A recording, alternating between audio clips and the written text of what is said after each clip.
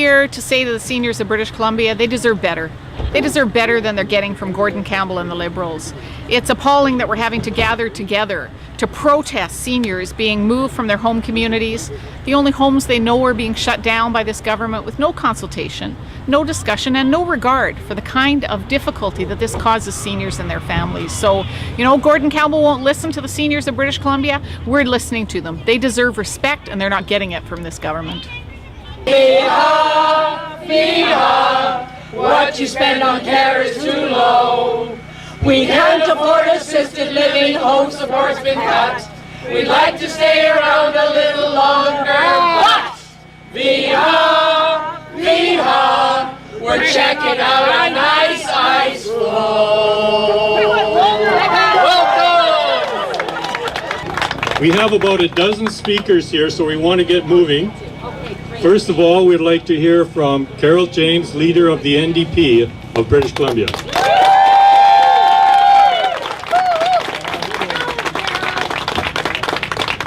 What an amazing turnout, and I want to start by saying thank you. Thank you to all of you for coming today. It's important, even though Gordon Campbell and the Liberals don't seem to listen, it's important that we raise our voices on behalf of the seniors of British Columbia. I'm here with Scott Fraser, who is the MLA for Alberni Qualicum. And I have to tell you, while I'm glad that we're all here, I'm angry. I'm angry that we have to stand in front of a health meeting to get the government to do what they need to do, show respect to the seniors of this province.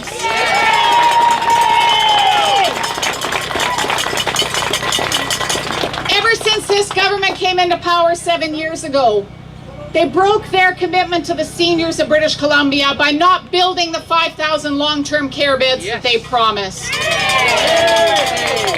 And they've continued on since then. We've seen cuts to home care support, and now we see seniors being uprooted from the only homes they know. Did they talk to you in the community about that? No! Did they discuss with you what this would do to seniors and their families? No! Because this government doesn't care about the seniors of British Columbia. This is a government that has shown disrespect for the people who helped build British Columbia. When we think that we're celebrating British Columbia's 150th birthday, and the people who helped build this province are being treated with such disrespect, I can tell you that the government may not listen to you, but as New Democrats and as the opposition, we are standing side by side with seniors and their families and healthcare workers across this province.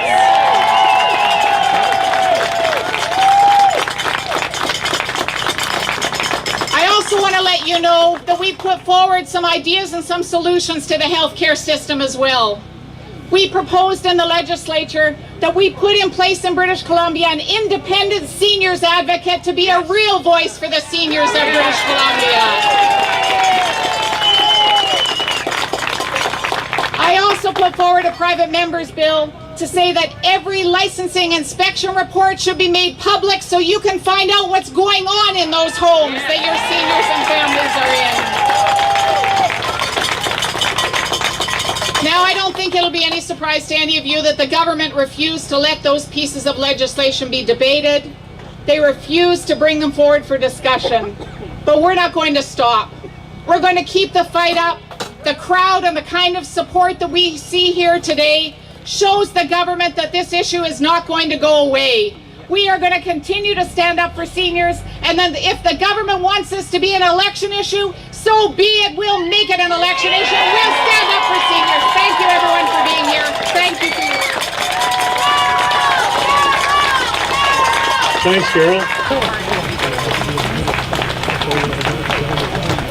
Well, that's very encouraging. It's an oldie, but I know they've got to go back down the road, but They're coming back.